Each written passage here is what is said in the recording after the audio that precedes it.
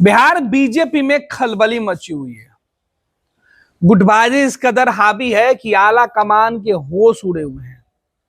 चुनाव में मिली शिकस्त के बाद बीजेपी अपने लोगों को एकजुट करने की कई बार कोशिश कर चुकी है, लेकिन बात बनने की जगह बिगड़ते जा रहे हैं। मामला हाथ से निकलते देख आला कमान के कान खड़े हो गए हैं। यही वजह है कि आनन फानन में कुछ ही दिनों के अंतराल पर एक बार फिर से बीजेपी के राष्ट्रीय अध्यक्ष बिहार आ रहे हैं। जेपी नड्डा का आज कार्यक्रम है। कहा जा रहा है कि कार्यक्रम में जो विशेष तौर पर जो सदस्यता अभियान चलाई जा रही है, इसकी वो समीक्षा करेंगे। लेकिन इसके पहले भी नड्डा पटना आए थे और इसी तरीके की समीक्षा करके गए हैं। सदस्यता अभियान की शुरुआत करके गए हैं, निर्देश देकर गए हैं। लेकिन ऐसा क्या है कि बिहार जैसे राज्य में नड्डा को 2 बार कुछ ही दिनों के अंतराल में आना पड़ रहा? जब ऐसे सवालों को तलाशने के लिए बीजेपी के कई नेताओं से संपर्क किया गया तो अंदर की जो खबरें निकल के सामने आई वो बता रहा, वो खबरें ये हैं कि बिहार बीजेपी में अभी भी पिछली हिदायतों का कोई असर नहीं पड़ा है। पिछली हिदायतें दी गई थी कि गुटबाजी को खत्म करिए और अपनी हार की समीक्षा कीजिए कि कैसे लोकसभा चुनाव में प्रदर्शन बेहतर नहीं हो पाया। लेकिन बिहार बीजेपी के नेता आला कमान के उस फैसले को, उस चिंता को दरकिनार करके अपने हित की लड़ाई आज भी लड़ रहे हैं। अलग अलग हिस्से में बटे, अलग अलग गुटों में बटे बिहार बीजेपी के दिग्गज नेता इस कदर अपने महत्वाकांक्षा को लेकर आगे बढ़ रहे हैं, जिसे लेकर नड्डा से लेकर मोदी और शाह तक चिंतित हो गए। आला कमान ने निर्देश दिया कि बिहार के अंदर हालात अगर सामान्य नहीं किए गए तो आने वाले चुनावी साल में मुश्किलों का सामना हो सकता है। इधर बिहार की दूसरी जो राजनीतिक पार्टियां हैं वो अपने अंदर अपनी कमियों को ढूंढ रही हैं, तो बिहार बीजेपी सदस्यता अभियान के लक्ष्य के साथ अपने लोगों को मनाने, जोड़ने, समझाने में जुटी है। दरअसल नड्डा जो आ रहे हैं उसके पीछे की असली वजह सामने ये आ रही है कि नड्डा बिहार प्रदेश के अंदर जो परिवर्तन हुआ, उस परिवर्तन के बाद जो बदलाव होने चाहिए, आखिर वो क्यों नहीं हुआ। बिहार में सम्राट चौधरी वो प्रमुख चेहरे हैं हाल के दिनों में जिनका कद प्रदेश बीजेपी में काफी बड़ा है। हालांकि सम्राट चौधरी नहीं, कई अन्य लोग भी हैं जिनका कद पटना से लेकर दिल्ली की नजरों में महत्वपूर्ण है। नित्यानंद राय हो या बिहार बीजेपी के प्रदेश अध्यक्ष दिलीप जायसवाल, मंगल पांडे हो या फिर संजय जायसवाल, ये तमाम वो चेहरे हैं जो बिहार बीजेपी के प्रमुख पदों पर रह चुके हैं। लेकिन जो प्रदेश के अंदर कमेटी है, जो बीजेपी के लिए थिंक टैंक है, जो काम करने के लिए लोगों को चिन्हित किया गया है, उनमें फेरबदल की डिमांड की जा रही है। बिहार में डिप्टी सीएम दो हैं और दोनों डिप्टी सीएम के रास्ते अलग अलग हैं। यह भी बिहार बीजेपी की बड़ी चिंता है। अब यह कहा जा रहा है कि जेपी नड्डा जिस कार्यक्रम के लिए आ रहे हैं, इस कार्यक्रम के साथ साथ नड्डा ये देखने आ रहे हैं कि क्या सच में बिहार के अंदर गुटबाजी को लेकर जो उन्होंने पिछली हिदायतें दी थी वो खत्म नहीं हुई। दरअसल मूल बात आपको समझा रहे हैं। सम्राट चौधरी जब प्रदेश अध्यक्ष थे तब बिहार में उन्होंने एक अपनी टीम खड़ा कर रखी थी। उसके पहले नित्यानंद राय, उसके पहले मंगल पांडे, संजय जायसवाल, इन सभी लोगों ने अपने स्तर से पार्टी को चलाने का काम किया। लेकिन परिवर्तन के साथ ही सम्राट चौधरी का कद और कुनबा दोनों बिहार बीजेपी में काफी बड़ा हो गया। सम्राट चौधरी जब बिहार की सरकार में शामिल हुए उसके बाद उनके ऊपर दबाव आया कि पार्टी में पहले से जो कायदा है, जो नियम है कि एक व्यक्ति एक ही महत्वपूर्ण पद पर रहेगा।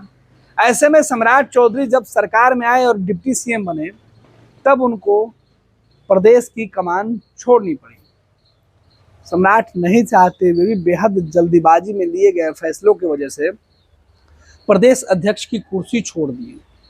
लेकिन उनकी टीम जो बनी हुई थी उसमें वो फेरबदल जो करवाना चाहते थे वो नहीं करवा पाए। इधर दूसरे डिप्टी सीएम विजय सिन्हा इस बात को लेकर सशंकित रहते हैं, अलग थलग पड़े रहते हैं कि वो जिस समाज से आते हैं, जिस तबके से आते हैं, जिन वोटरों के नुमाइंदगी करते हैं, वो जमात फिलहाल बीजेपी का मूल वोटर होते हुए भी भाजपा से छिटकते जा रहा, दूर होते जा रहा।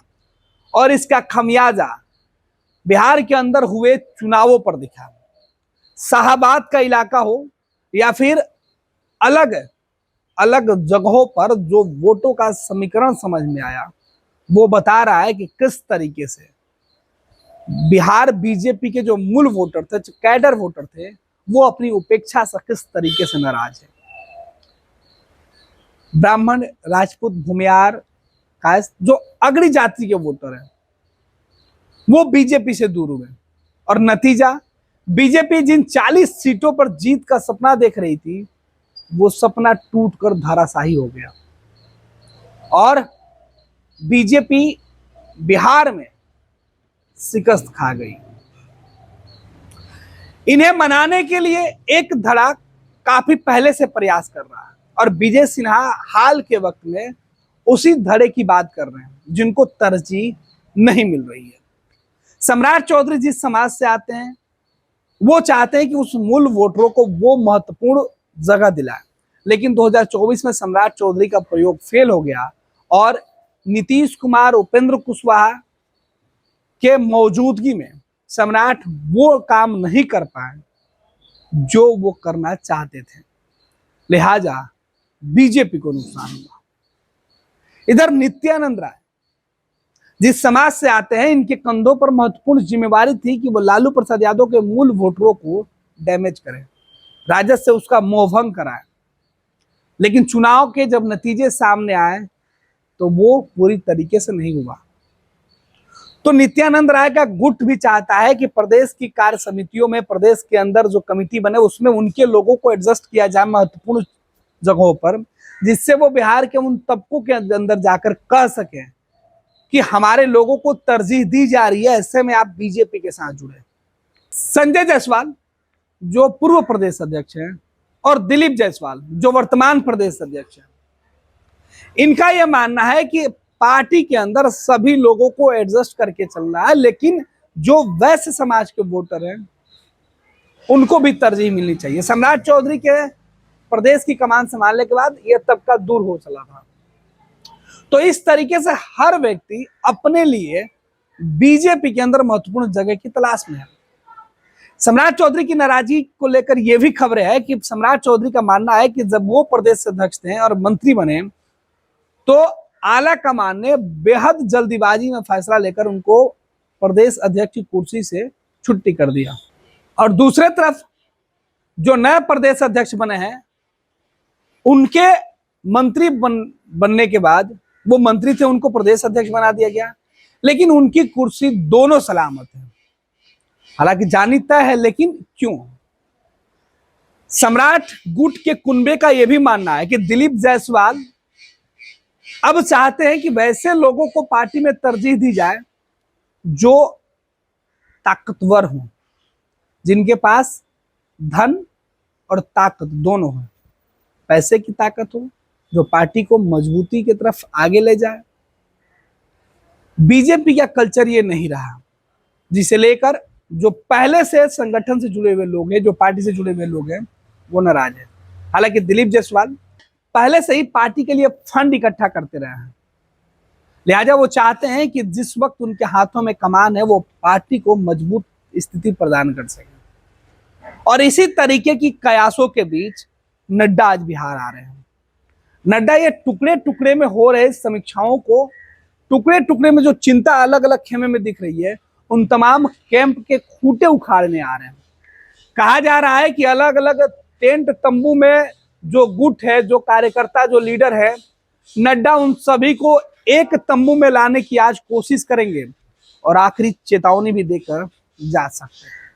अब देखना होगा कि अलग अलग टुकड़ों में बटे बिहार बीजेपी के नेताओं के जो चेहरे हैं, जो गोलबंदी है, गुटबंदी है, उसे क्या एक कर पाते हैं। पार्टी के लिए जिन सीटों पर पार्टी जहां हार चुकी है, क्या वहां पर जीत का मूल मंत्र दे पाते हैं, क्योंकि जीत के लिए इन नेताओं की नाराजगी दूर करना नड्डा की पहली प्राथमिकता होगी। अब आज नड्डा पटना में होंगे, बीजेपी के तमाम नेता नड्डा के सामने होंगे, नड्डा से 1 to 1 लोग अपनी शिकायतें दर्ज कराएंगे और नड्डा को फैसला लेना है कि बिहार में बीजेपी आगे कैसे बेहतर करे और मिशन 2025 की तैयारियों के साथ बीजेपी अपनी ताकत पे, अपने दम पर सरकार बनाने के लिए, सरकार में जो संख्या बल होता है उसे जुटाने के लिए कैसे जुट जाती है। 26 वर्षों में 17,000 से अधिक डॉक्टर बना चुका बिहार एवं झारखंड के छात्रों के बीच विश्वसनीय संस्थान गोल। 26 वर्षों में 17,000 से अधिक डॉक्टर बना चुका बिहार एवं झारखंड के छात्रों एवं अभिभावकों के बीच सर्वाधिक विश्वसनीय एवं लोकप्रिय संस्थान गोल, नेशंस लीडिंग इंस्टीट्यूट। हमारा विश्वास गोल के साथ।